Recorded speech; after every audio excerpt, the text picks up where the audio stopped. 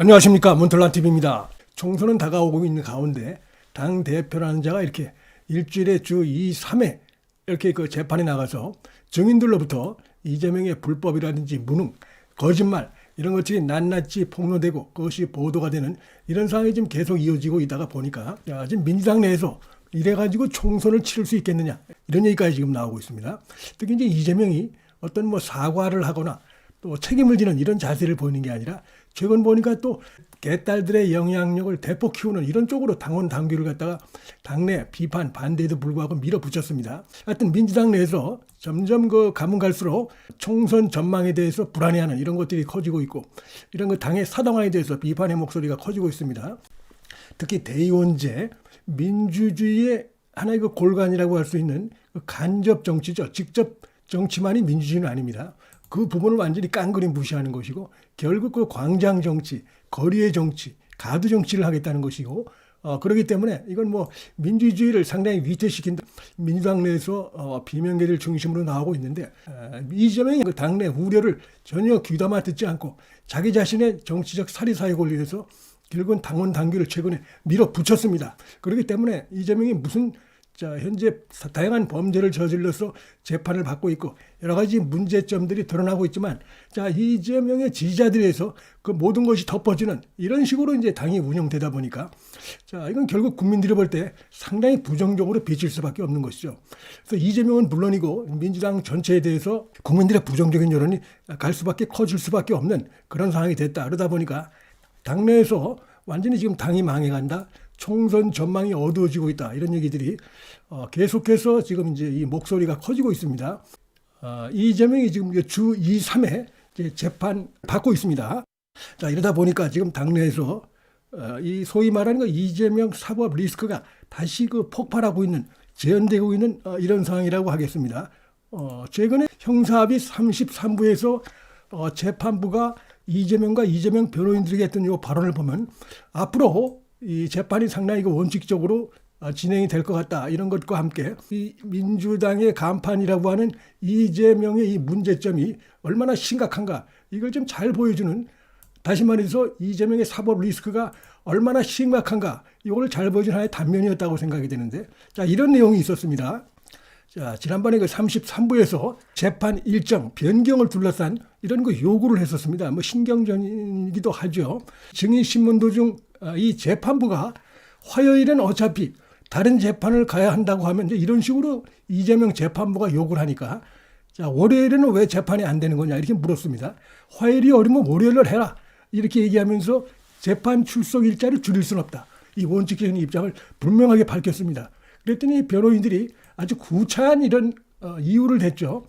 뭐 변호인의 어려움도 고려해달라고 하면서 자신들이 이재명 재판만 하는 게 아니라 다른 피고인 재판도 있다. 한마디로 위해서 자기들도 먹고 살아야 된다. 이런 뜻도 여기 묻어있는 그런 발언이라고 생각이 되는데 그러면 여기 이렇게 얘기하니까 변호인이 또 이렇게 얘기를 합니다. 말 나온 김에 저희의 애로사항을 말하겠다.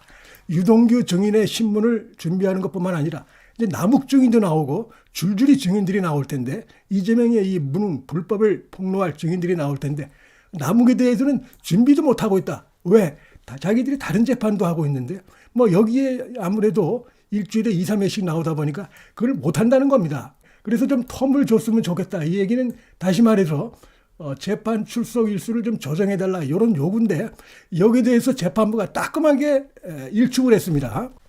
주 2회 하기로 하지 않았는가. 근데 공직선거법 재판이 또 형사합의 34부에서 진행되고 있는데 그런 거 핑계를 대고 그래서 그게 일부 지금 재판부가 받아들여 주지 않았는가. 그래서 주 2회 하지만 공직선거법 재판이 있을 경우는 1.5회씩 하고 있지 않은가.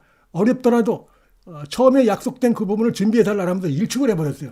나중에 이제 이재명이도 멋쩍게 웃으면서 자신의 변호인들이 그렇게 요구를 하니까 어려운 상황이라 고려해 주시길 바란다 뭐 이렇게 얘기했지만 역시 변호인은 재판부가 난색을 열고 결국은 이제 화요일 날 금요일 날 하는데 매달 셋째 주는 월요일 날 금요일 날 재판을 여는 선에서 이렇게 합의가 됐고 근본적으로 재판 출석 횟수는 전혀 변한 게 없는 이런 상황이 됐습니다. 하여튼 뭐 이게 지금 근데 문제는 이게 아니고 이제 시작이라는 것입니다. 이제 분리 재판이 결정됐죠. 이재명의 위증교사 이 사건에 대해서 분리 결정이 이제 이루어졌고, 이게 지금 다음 달 11일 날 드디어 이제 첫 재판이 열립니다. 이재명의 위증교사 사건에 대해서. 그러니까 지금 이제 대장동, 백현동 이것이 이제 주 2회 나오고 있는데, 위증교사 사건도 이제 드디어 분리 재판이 이루어진다는 얘기는 날짜가 요일이 다르다는 얘기고, 재판부가 변호인에게 그 날짜를 줬죠. 한 달 정도. 한 달이 지나니까 곧바로 지금 이제 거의 딱 한 달 만에 재판부가 형사합의 33부가 자, 위증교사 사건 첫 공판을 열기로 이렇게 발표를 한 것입니다. 원칙대로 가는 것 같습니다.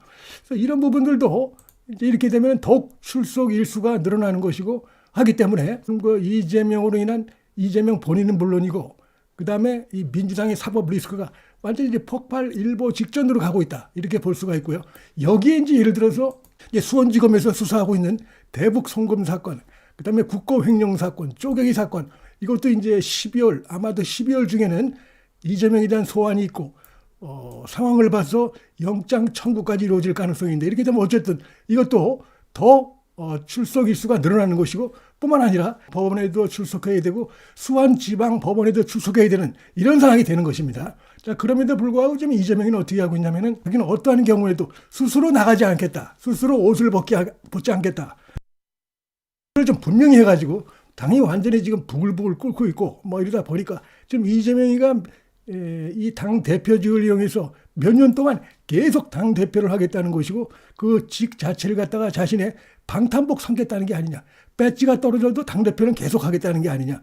뭐 이런 그 시커먼 속내를 드러낸 것이다 해서 지금 당내에서 상당히 지금 이런 그 행태에 대해서 비판적인 목소리가 커지고 있고 뭐 이낙연도 갈수록 지금 이제 강도 높게 이렇게 비판을 하고 있는 자 이런 상황이 돼서 이 민주당이 과연 이래 가지고 당 대표가 이 지경의 상황에서도 책임을 지지 않고 끝까지 자신의 그 욕심을 부리는 이러다 보니까 이게 과연 총선을 치를 수 있겠느냐 이런 그 우려의 목소리가 지금 갈수록 커지고 있는 이런 상황입니다.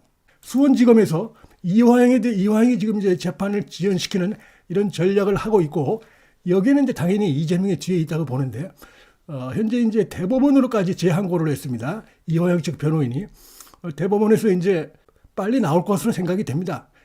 수원지법, 수원고법에서도 거의 뭐 8일, 9일 만에 결론이 나왔기 때문에 대법원도 뭐 이렇게 질질 끌 이유는 없다고 생각이 되고 지금까지 이 재판부 기피 신청이라는 게 받아들여진 것이 거의 없습니다. 이 법원에서.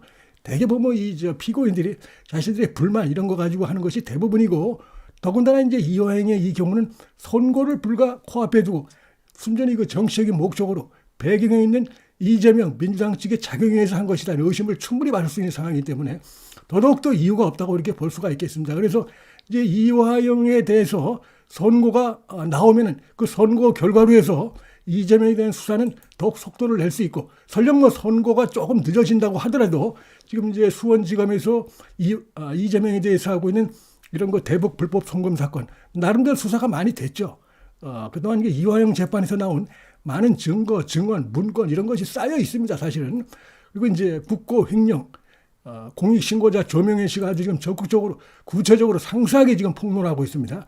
그 내용 보면 심각합니다. 지금 이재명 부부가 완전히 그 성남시장, 그다음에 경기도지사라면서 자신들이 그 지역의 뭐 왕이냐 이렇게 행동한 것이 아닌가. 완전히 공적인 어떤 책임의식은 내팽개치고 뭐 이런 식으로 이 자신의 측근들을 내세워가지고 무도한 불법적인 이라는 거 비도덕적인 짓을 저지른 게 지금 상당히 충격적으로 드러나고 있기 때문에 그런 부분에 대해서도 이제 수원지검이 조만간에 이제 소환을 하고 그다음에 영장을 청구할 가능성도 대단히 높다 이렇게 생각이 되기 때문에 민주당의 이재명으로 인한 이 사법 리스크는 굉장히 지금 폭발 일보 직전의 상황이 있고 이런 것이 결국 이제 총선 전망을 상당히 어둡게 할 수밖에 없는 것이고 왜냐 국민들에게 아주 부정적으로 미칠 수 있는 요소들이 굉장히 법원 내에서도 나오고 있고 민주당 안팎에서 그로 인해서 상당히 그런 것들이 커지고 있는 상황이다. 자, 이런 말씀을 드리겠습니다.